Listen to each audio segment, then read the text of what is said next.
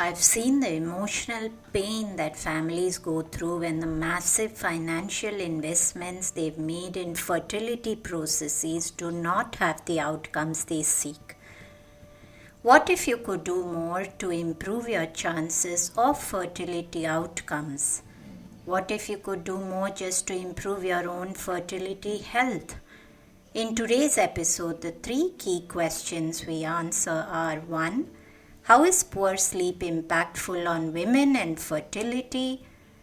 2. How is poor sleep impactful on men and fertility? And 3. How is sleep a mediator in fertility outcomes? Fertility and sleep are very much interconnected. So much power lies within ourselves beyond the expensive treatments. Mahesh Jayaraman was the ultimate choice to speak about this topic. He's a master of functional blood chemistry analysis. He's a certified functional hormone specialist from Functional Women's Academy. He's also the co-founder of Sepalika, practice targeted towards women's health and more specifically fertility. Let's get started.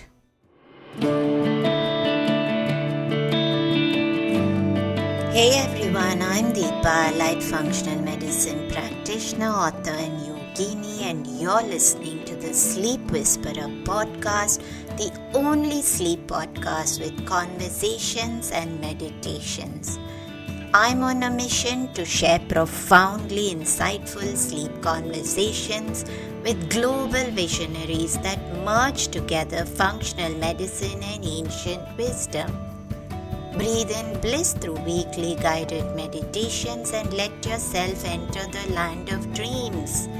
Together, let's unravel the pieces, get to the roots, and understand the right tools to transform your sleep completely. Through this podcast, I want you to dream the best version of yourself. It's time to regain hope and begin your sleep journey. Mahesh Jayaraman, welcome to the Sleep Whisperer podcast, and today we are talking about fertility and sleep, and we're going to be answering three key questions. One is that how is poor sleep impactful on women and fertility? How's poor sleep impacting men and fertility? And also, how is poor sleep mediator in how fertility outcomes play out? So these are relevant questions, especially since fertility does seem to be challenging in many areas globally today, and I think you're the best person to talk about this simply because you're focused on this area of fertility and hormonal health. So let's just jump into the conversation. I'm a little surprised that a man is focused on fertility and hormonal health. So what got you into that area? Thanks so much for having me on your podcast, Deepa. And the reason that I got into this was primarily a health challenge faced by my wife. It wasn't specifically in the area of fertility, but it did have to do with her hormonal health. And when we found that we were not getting the sort of answers we wanted from conventional medicine, that is when we turned to more holistic approach around nutrition, Ayurveda, acupressure, and so on. And once I got into it, I realized how many women were actually suffering from, just being handed out hormonal pills or birth control pills without even being explained all the consequences of this. And once that began to sort of develop into an idea, and we set up Sepalika as an online fertility clinic, that is when we realized how many women go through the sort of, very mechanical and sometimes, not sometimes, in fact, always very expensive and painful procedures of IUI and IVF and so on. And so we decided there needs to be some sort of a via media between trying naturally and conceiving, and immediate next step being going to IUI or IVF. It didn't make sense that these were the only two ends of a very small spectrum. Surely there must be something we can do in between to help these people. And that's how I got into this. And touchwood, till now, we've had in just the last 2 years, 19 Sepalika babies, all born to women who were told they will never conceive naturally after several failed rounds of IUI, IVF, etc. In fact, the last baby who's turned, not the last baby, sorry, second last baby who's turned one now, came to us, the parents came to us after 13 years of trying, 9 IVF failed rounds, 9 IUI failed rounds across three big chains, etc. But nobody had worked on their simple fundamentals. Are they eating well? Are they sleeping well? Is their thyroid working? And so on. So that's been my journey to get to this point. And I think there's so many things you said there, Mahesh. Is one of the things is mindset, and I'm always talking into this gap. So I see there's a huge gap even in the sleep world. For me, it's that there is a wide gap between someone who's sleeping really well and someone who has a sleep disorder. And this gap in the middle is something which is just missed because there's so many things going on in that realm, and to be going into what is called a tier 3, where you get into these chronic disease or diagnosis and treatments. And what you described was something like that in the fertility world, that there's a big gap between someone who has babies easily and someone who might actually need some of those treatments like IVF, but the gap in the middle is pretty wide. And I know that this is also an emotional aspect because I've seen people go through several rounds of IVF. It's draining them financially, it's draining them emotionally, because by the time they get to see each time that failure after they've invested finances and themselves physically, emotionally, and then to have it one more round of failure, it's so debilitating on them. It's impactful on their relationship itself. So I am so glad that you're talking about this, but let's first jump into how is poor sleep impacting women specifically. Yeah. So there is, of course, published evidence as well. So anybody just needs to go on PubMed or NIH and write sleep quality and fertility outcomes. Just use those search terms and you will find literally hundreds of studies. So yes, modern medicine also acknowledges that sleep is a very big factor when it comes to fertility. Of course, traditional holistic medicine, in any case, we always believe that all the foundations are crucial, that, there must be a reason why something like sleep, where you are literally putting yourself in an unsafe position for at least 8 hours at night, where you can be easily attacked by wild animals. Now, why would that kind of behavior be preserved in a modern person? Surely it must have a very big role. So we always tell our people that there are only two natural dictums as far as nature is concerned. There is preservation and there is procreation. If the problem is with procreation or reproduction, see if your preservation or your own health is fine. Everything else, career, house, etc., is all man-made. Nature just wants you to be healthy and happy and produce the next generation. Only two things are needed. In that be healthy and happy is the sleep part, which is the most crucial. 1/3 of a 24-hour day is given by nature to that process.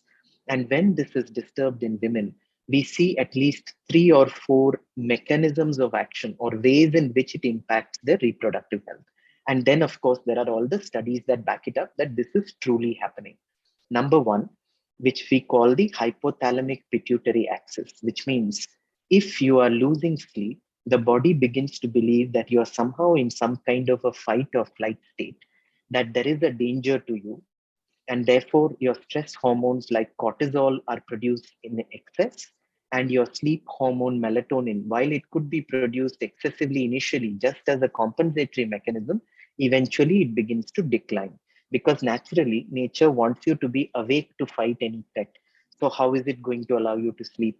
And yet it is during your sleep that you secrete the maximum amounts of growth hormone, the pulsing that happens, the various cleaning activities of the body, including the cleaning of the liver that takes place. The liver breaks down hormones, it does all its repair and restore work at night. And during that time as well, if we don't have proper sleep, then your hormone production, hormone metabolism, all of these get affected. The second way in which this can impact, poor sleep can impact fertility, is that a fight or flight state again changes the circulatory pattern in the body. all non-essential functions will get turned down. So including ovarian follicle maturation will get turned down, spermatogenesis will get turned down, because the human body, as we know, is still 10,000 years old. It's the first Ford or Maruti 800 to leave the factory. It hasn't been upgraded. So whenever it sees stress, it says turn off non-essential function. So it turns off digestion, turns off reproduction. If you survive, then we will think about what to do about reproduction. That is how the body reacts naturally. So that then the blood flow to the ovaries gets restricted. That again affects ovarian follicular maturation. So that's the second way. The third way is, of course, like I described, with all the reproductive hormones, testosterone production gets turned down in men. Obviously, that has impact on reproductive health and sexual function. And finally, even the uterine health, the ability of the uterus to receive a fertilized embryo and for it to implant and grow properly, even that is impacted by poor sleep. These are all from established mechanisms of action that are known to science. And like I said, there are enough and more studies that show that women, especially in shift work, like nurses, will have very different and poor fertility outcomes compared to women who are sleeping properly, sleeping enough number of hours, and sleeping at the right time of the day. So there is a vast impact on female reproductive health when it comes to sleep being poor. I have two questions for you, Mahesh. One is that you spoke about liver function in the middle of the night. Now, do you notice if there's any difference regarding sleep timing? Because this is a very tricky area. Recently, there has been a lot of work into differing circadian rhythms, different sleep chronotypes. So, what do you feel in terms of women and fertility if they are sleeping probably 8 to 9 hours, but maybe it's from midnight to 8 a.m. Do you feel that there is a role to play in timing? And of course, I wanted to also ask you regarding, you did mention about, you did interweave some aspects of male fertility into that, but I think we'll come to this later. All right. Okay. So absolutely, you are, obviously you're the sleep expert, so you're bang on the data. Indeed, there is some talk about differing chronotypes, owls versus larks, and so on. And there is some recent data that backs it up. However, even the world's leading sleep specialists all say that owls only have number one, the number of owls are far fewer in nature. People who can sleep a lot later and still wake up refreshed just by getting the same number of hours. They seem to be exceptions rather than the rule. So for women to generally think that it's okay to sleep at 12 and wake up at 8, I don't think the data is supporting that yet. That is number one. Because all these shift workers, they are also getting sufficient amounts of sleep. And thanks to a lot more awareness now, they do darkened rooms and they do soundproofing and they do a lot of stuff that mimics a natural sort of nighttime.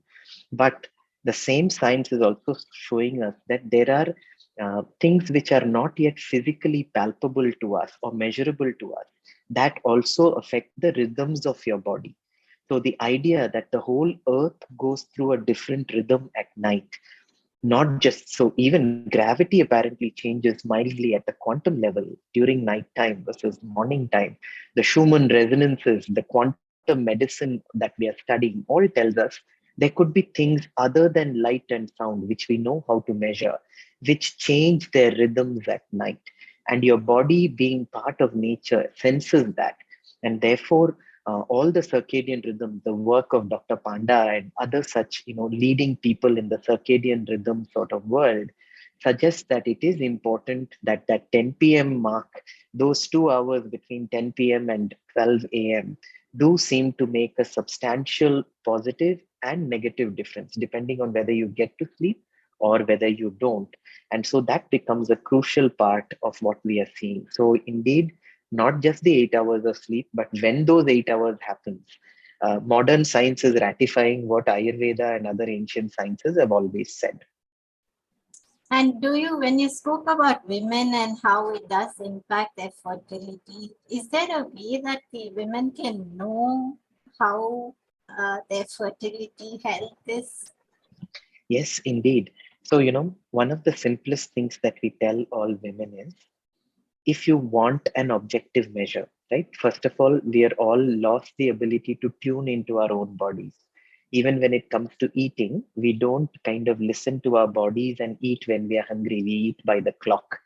But let's say we leave that kind of awareness aside. In today's fragmented world, it's so difficult to be self aware.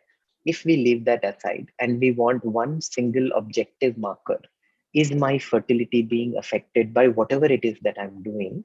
I would say measuring serum progesterone, which is a blood test, on day -7. So let's say you're somebody who gets regular periods on a 30-day cycle. Measure serum progesterone on day 23 of your period every month, and the progesterone value. Happy to give some thumb rules of interpreting it, but the idea is that it should at least be in 2 digits. And that will tell you whether your fertility is being impacted or worsened by any of your lifestyle habits. The reason we say that is obviously a 30-day period involves a lot of hormonal work that is happening in the body. Around day 14 is when an egg is released in a normal period cycle. 7 days from that is when there is peak progesterone level. And if that peak progesterone level, which is a 250 rupee test, at least in India, it's very easy to do. Often we don't need prescriptions in India. It's a simple, at home collection sample. 250 rupees will tell you if your progesterone is higher than 7.8, there is a good chance that you have ovulated in that period and that your ovulatory health is okay. But the peak value of progesterone we look for is 25. So the closer you get from 7.8 to 25, the better is your reproductive health. And any lifestyle changes you make as you proceed, that may be something that you want to check whether that is having a positive impact on your fertility. Beautiful, Mahesh. And I think we have a lot of listeners in the US, and I know that there is a lot of confusion over serum lab versus the Dutch test. Personally, what are your views on that? Yeah, so I think the Dutch test is indeed a very beautiful way of understanding how hormones are working in women's bodies, because obviously the complexity of hormones is far wider in women.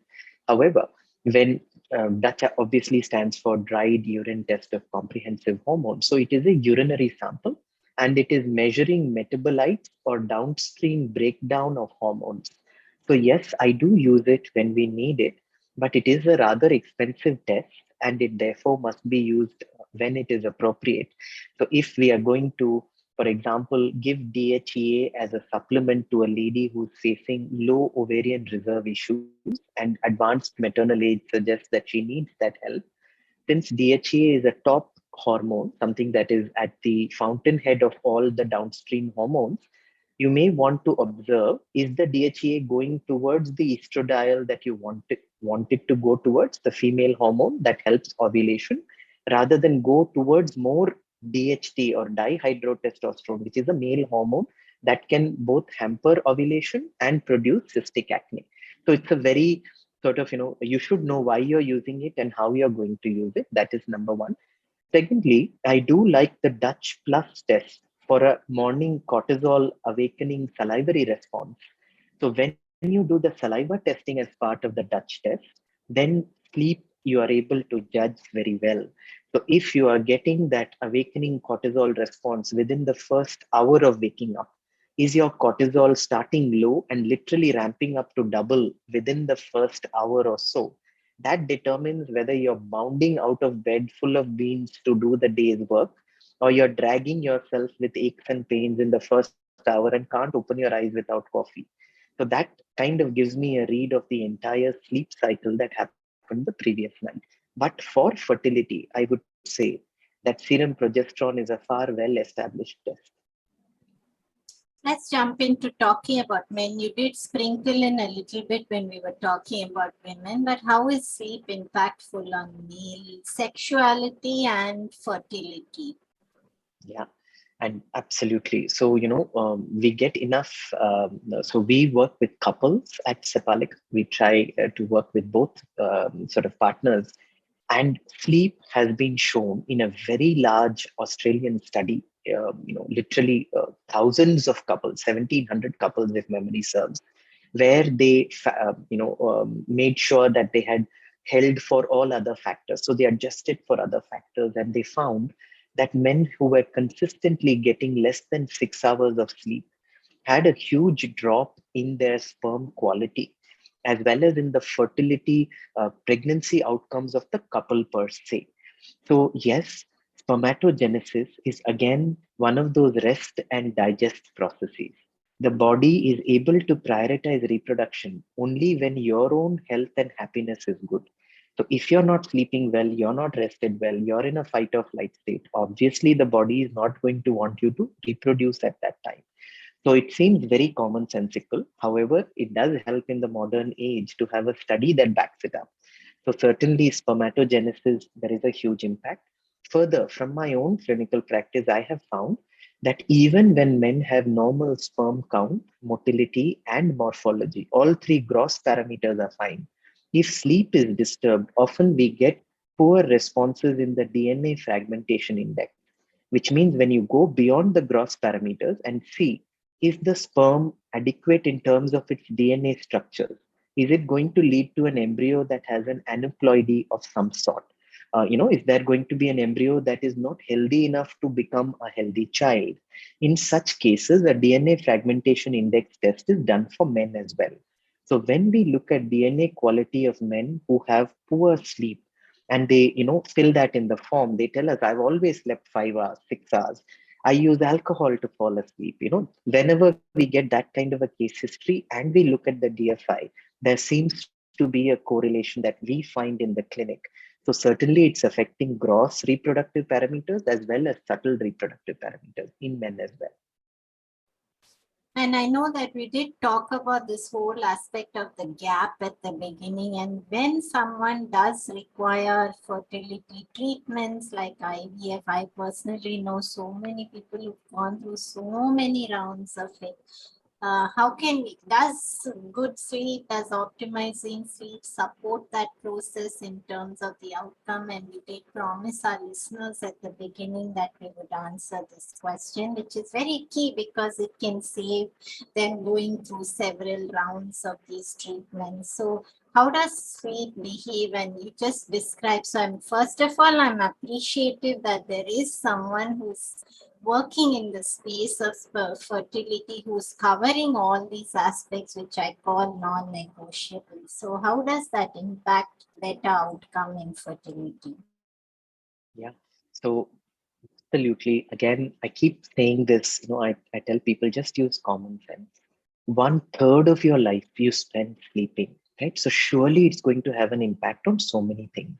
So what can one do? So I'm sure listeners to your podcast have been, had the good fortune of being exposed to so many experts who give them the sort of sleep hygiene advice that they should follow. Switching off devices, not just blue light blocking, but literally winding yourself down with slower activities towards your getting ready into that sleep cycle. Even intelligent and little bit further away things like setting aside time in your daytime to actually re-evaluate and replay some of the events that have happened during the day, especially the more disturbing ones, so that the brain feels like those have been processed already, and it doesn't have to reprocess it during your sleep by bringing those negative spirals back, some argument that you had. Instead, you at least put a temporary bow on it during lunchtime. You realize the morning the argument has happened, run it through your head, just do a little bit of play acting and say, okay, now I've learned this lesson, and this is how I'm going to not let it happen again, or this is how I'm going to react better. Just having that little bit of a putting a pin in it, as they call it, can make a huge difference to your sleep quality. And certainly, we do all the interventions basis the specific inputs that people give in their forms. So for example, you may be eating a very carb led meal at night because you do not, because that is your sort of comfort meal, right? All of us get to spend time with family. So family meals have to be about happiness, and happiness naturally comes from glucose. That is how we are hardwired, because sugar was so difficult to find during our hunting gathering days. So if you have a sharp sugar spike that takes place immediately after dinner, it means that insulin is going to rush in from your pancreas into your blood and push all that sugar into your cells. So somewhere around the middle of the night or 2-3 hours into bed, your blood sugar may actually crash as a result of the high insulin, which is going to wake you up.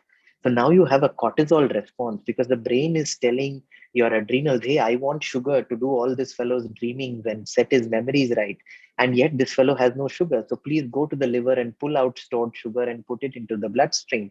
And naturally, when cortisol is high, it's a fight or flight response. So you wake up with a start. So one of the simple things we would give, a lot of people advice on at dinner is try to keep dinner light, even if you're doing comfort foods. Be careful in the way in which you stage those components of the meal. Eat the salad, chew it really well. Try to avoid raw salads at night. But even if you're doing a steamed salad, chew it really well. Let your stomach fill. Eat like a European. Don't eat European food necessarily as an Indian, but eat like a European. Stretch your meal out a little.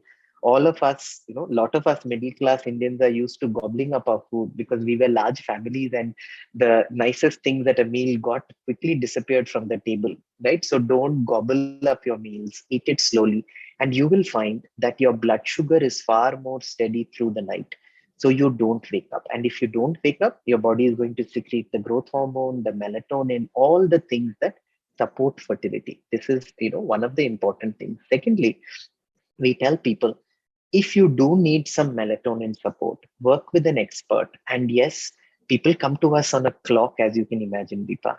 As an online clinic, we are often the last port of call, seldom the first port of call.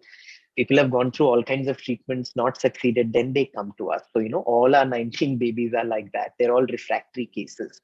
So when they come to us like that, they're already very distraught. There is a whole fear of a clock. Oh my god, this has to happen fast, otherwise this will happen, that will happen. We often tell them to we help to calm them down. We teach them simple breath techniques. So another one I'd like to share with your listeners is a simple double breath technique. So you do a deep inhale and then you do a short further inhale on top of it. So you do, then there is a long exhale through the mouth. So what are we doing? We are literally mimicking how a child finishes crying. So if you ever see a child crying, they go, so that's the last one. Just so it lets your brain know that I'm done with my stressor. I know how this is over. So now I can switch into a parasympathetic state. So if you've got your brain racing away when you're lying in bed, then use this double breath technique and you'll find that you kind of calm down literally immediately after. But if you still have issues of waking up, especially around 2 to 4 or so on, once we have addressed the fundamentals like eating right, etc., melatonin has by itself been proven to be a huge support in people who are melatonin deficient. But use it carefully and use it for limited periods of time. Don't become dependent on it. It's not habit forming, but certainly small doses of melatonin, 500 mcg maximum, sort of getting into a 1 milligram, that kind of a dose could certainly help. And these are available over the counter in India, but be careful in how you use them, right? So some of these are little tips that people maybe can use. I appreciated two things you shared, Mahesh. One is the bow tie on the problem, because I know that that is a huge thing for a lot of people when you wake up in the middle of the night and you haven't resolved those emotions, and the problem seems to appear much more scary in the middle of the night, and that can be very frightening. I love that you shared that. And also you just shared right now about just that deep breath, and babies generally have a way of gaining their own resilience so beautifully. And we went through a lot of information. However, I do want to have some specific actionable takeaways. So what would you say would be the three ways in which women and men can support their fertility health, as well as maybe support themselves if they are looking for fertility treatments? Fantastic. So I would say for sure, the sleep hygiene would be like the bedrock. I keep going back to this, and not just because you're a sleep expert, but because there is nothing else that we do for 1/3 of the day. right? So 24 hours, 8 hours you spend this. We tell people, losing your sleep quality is often like losing your eyesight in school. It's only when the next kid is able to see the blackboard and you're not, only then you realize that you need specs. So it's a gradual decline. You may think 6 hours is enough for you, but the toll it's taking on you quietly in your sperm quality, in your egg quality, you don't realize. So work with a sleep expert, use all the tips that are possible. First, fix your sleep before anything else. Sometimes it may need technical help in terms of how to eat right to support sleep, how to cool your room to support sleep, and so on. So, but that's the core. Second thing I would say is, we tell all our patients your reproductive health is like the fifth floor of a five-story building. It begins, the bedrock would be the diet that you eat, the food that you're putting into your body. So your right balance of proteins, carbs, and fats. Many women wrongly think eating a lot of protein is going to make them, get pregnant, especially in an Indian scenario. That's not true. Many times it's the fat that is lacking. And the fat is the precursor to all the steroidal hormones like estrogen, progesterone, testosterone, etc. So adequate fat. So, that's your foundation, number one. Second, above that, I would put the sleep. And these two are obviously connected to each other. Beyond that would be vitamins and minerals that you never thought of as directly impacting fertility. D3, B12, iron, zinc, we find these are so crucial. We've had so many cases where we just do that and things get fixed. And then on top of that is your thyroid health, which is the fourth floor, because it is the master gland. All these three floors could work well, but if you're in a fight or flight situation, your brain will turn down your metabolism using thyroid as the master switch, and you will have enough energy for your own life, but not to create a new one. So this is suboptimal thyroid. You're not frankly hypothyroid yet, but you have suboptimal thyroid health. And finally, the fifth floor is the reproductive health. So we often tell people, when you go to gynacs or IVF specialists, if the fifth floor is shaking, they're trying to hold the walls of the fifth floor by putting buttresses on the fifth floor. Instead of saying the common sense, are the four floors below working or not?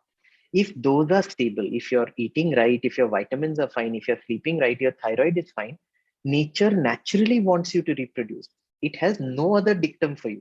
So anytime you've got a fertility issue, always ask, is my own life in good health or not? So that is what I would say. And not just Sepalika, there are enough fertility coaches now. We use what we call a 5 petal program. So we help you with your diet, your dietary supplements, Ayurvedic acupressure using small magnets. We use Ayurvedic home remedies like little jeera methi that is available in your kitchen. And finally, we use lifestyle changes like the breathing and the sleep hacks that we mentioned. This is a guided 6 month journey. And the reason we say, please do this for 6 months. And my hope is that one day when couples get married, they'll be handed out Sepalika gift certificates that whenever you want to conceive, according to your own career plans, just give us 6 months, because the life of an egg in a lady, the oocyte, is 205 days as measured by modern science from the various stages of development. We only see the last 14 days of ovulation whenever we read any Google article. In a period cycle, we say day 0 to day 14 is ovulation. Oh, that is the tip of the iceberg. There is more, so much more that happens in that 205-day journey. So give us 180 of those days, and we'll help you get the egg to such a wonderful quality. Your child will thank you for life. And that, to me, is the right way to do it. That's how we did it traditionally also. From the simple milk and badam that was given during the first conjugal night of the couple onwards, we started building their foundations. We made them so strong that the natural energy created the new life. That is the way that I feel everybody should look at their fertility. Very important, Mahesh. And those nutrients you described, the iron, the D3, the B12, the zinc, they're also key nutrients in thyroid health itself. And I often see a lot of people deficient in most of those. And you did say methi jeera. I'd like you to break that down in English, because a lot of listeners are in the US, and I'm sure that they would love to know maybe one hack which they can use at home. Yeah, sure. So I will of course translate the. So the methi is fenugreek, and the jeera is cumin.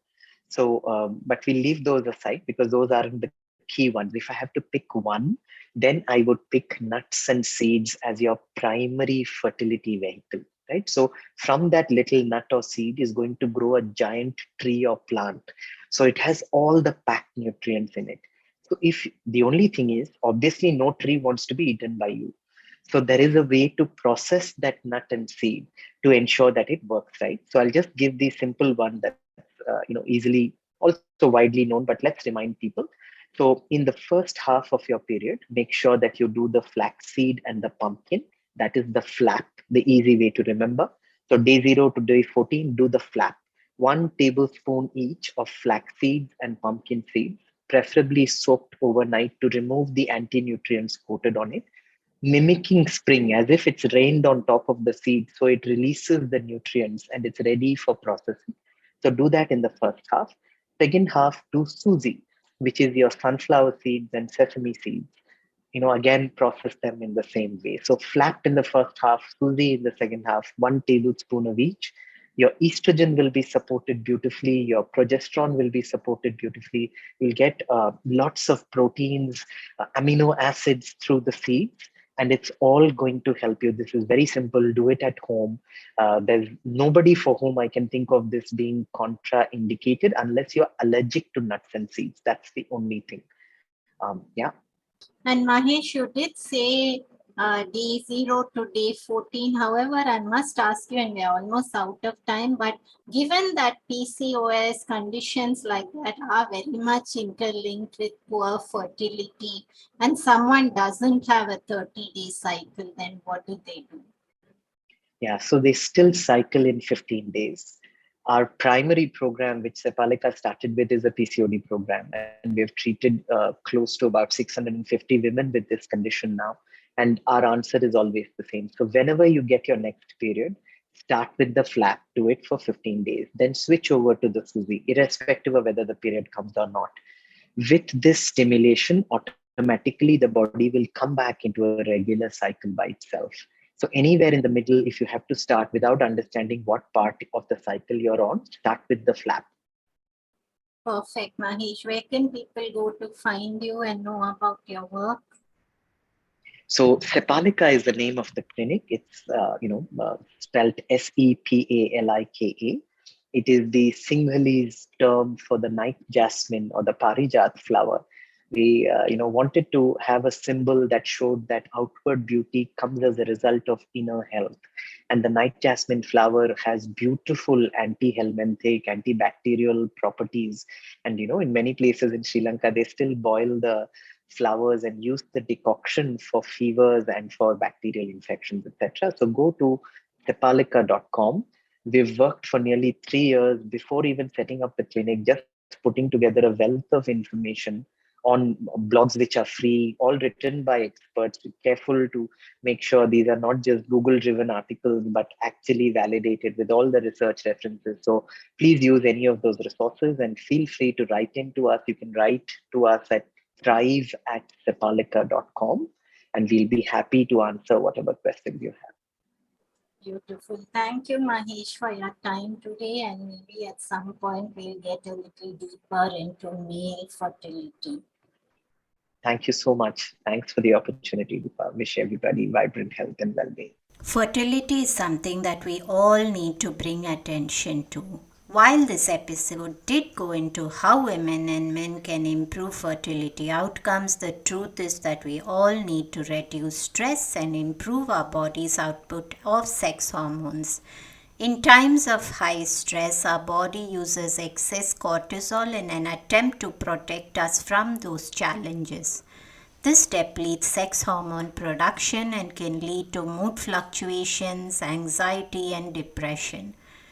2 weeks ago, my father passed away. Normally, I count myself as having high resilience to stress, but the depletion I felt afterwards, just that high adrenal times at the hospital, was followed by this immense crash. It instantly impacted my menstrual cycle, left me with fatigue, tearfulness, and lack of focus, all of which, of course, was connected to grief itself. I knew that pushing myself to work in these times would only cause further challenges to a sensitive time of perimenopause. So I took a conscious decision to only do as much as I could each day. This was really hard for me. I sent emails to some that I could not meet. I ignored my to-do lists, which was really difficult for me, and I let myself cry whenever it came naturally. I urge you to let go of that control when you feel overwhelmed. Just focus on loving yourself and your body. This really is one of the most powerful tools in recovery, fertility included. Have a great day and lots of love. Hi everyone, I hope you enjoyed the show today. Just a reminder that this podcast is for information purposes only.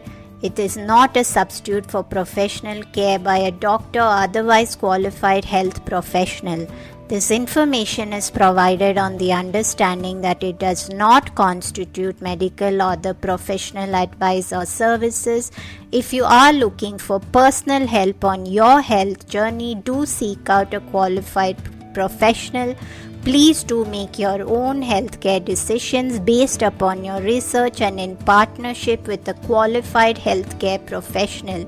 It is in no way intended as medical advice or a treatment or cure for any condition. Be sure to always directly work with a qualified practitioner before making any changes to your diet or lifestyle that may feel out of your realm of comfort or understanding.